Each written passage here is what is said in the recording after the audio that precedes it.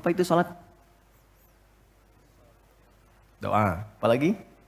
Kenapa doa disebut salat? Kenapa nggak disebut doa aja? Apa itu salat? Doa. Apa itu doa? Salat. Oke, yuk kita urutkan dari segi katanya dulu. As-salah, kurang lebih begini. Nanti ada versinya, ada yang pakai waw, itu ujungnya nanti kembali ke alif. Ini ya. Teman-teman, salat itu seakar dengan kata silah. Silatun. Seakar verbnya, kata kerjanya dengan kata wassala. Wusul. Silah dalam bahasa Arab artinya sesuatu yang terhubung kuat sehingga dengan erat dan kuatnya ini sulit dilepaskan. Pernah dengar silaturahmi? Ya kan? Kenapa disebut dengan silaturahmi?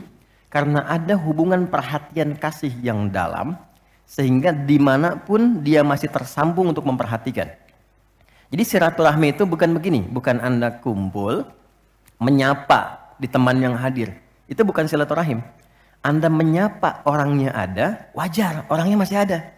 Tapi ketika Anda pulang, Anda mendoakan dan support pada kebaikan, itulah silah namanya.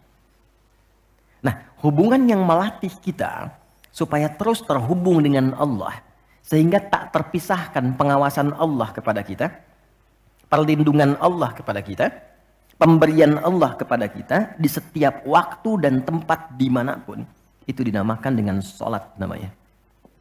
Karena itu, ciri keberhasilan orang yang sholat, yang pertama kali dapatkan, adanya konektivitas dengan Allah. Sampai dia koneksinya ke Allah. Karena itu disebut wusul. Kenapa secara fikih dinamakan dengan doa? Karena saat berdoa kan terkoneksi dengan Allah. Ya kan? Nah, doa yang terkoneksi secara formal kepada Allah itu disebut dengan sholat.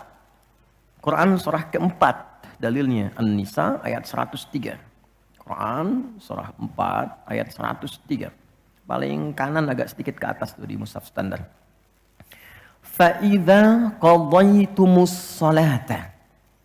Maka jika Anda telah tuntas mengerjakan sholat, fadhkurullaha. Maka cirinya, dia akan cepat terkoneksi kepada Allah. Itu pengertian hikmahnya. Kalau pengertian fikihnya, habis sholat cepat zikir. Zikir itu artinya terkoneksi, nyambung. Kenapa setelah sholat ada zikir lagi yang menyambungkan? Karena ada orang yang sejak saat sholat belum nyambung dengan Allah.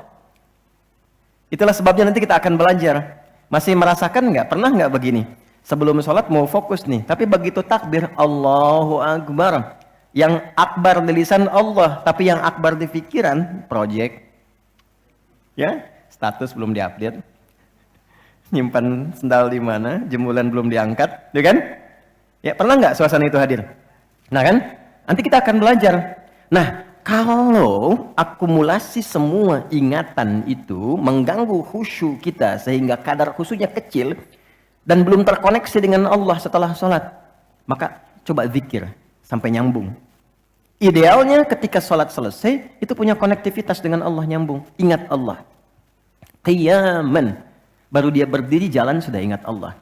Makanya kalau ada orang keluar dari masjid dan dia nyambung dengan Allah, itu mustahil tertukar sendal. Oke? Karena saat dia pakai, dia merasa diawasi Allah.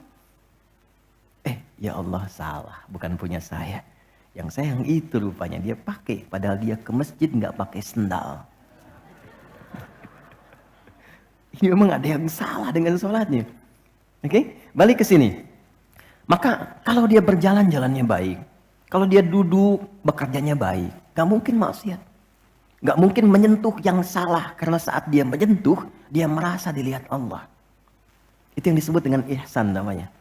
Di orang yang punya koneksi dengan Allahnya kuat, itu akan mudah menjalani kehidupan. Anda punya koneksi dengan teman-teman yang punya kedudukan tertentu, aksesnya mudah kan? Anda punya koneksi dengan Allah, apa yang sulit bagi Allah? Masalah dikecilin, bukan nggak dapat masalah. Masalahnya sama, bagi orang lain besar, bagi si fulan kok ringan. Karena sebelum mendapatinya, akses dia ke Allah tinggi, Allah ringankan untuk diterima di hatinya. Dilapangkan hatinya sebelum menerima persoalannya. Jadi ketika menerima persoalan dia tinggal senyum aja. Selesai. Macet, yang lain gelisah. Alhamdulillah macet. Bisa hafalan dulu. Bisa baca dulu. Bisa mengerjakan yang lain dulu. Ini semua dibaca dengan nyaman karena konektivitas yang tinggi dengan Tuhan. Jadi ternyata ketika diminta menunaikan ibadah salat, ada hal yang sangat besar yang Allah ingin berikan kepada kita semua.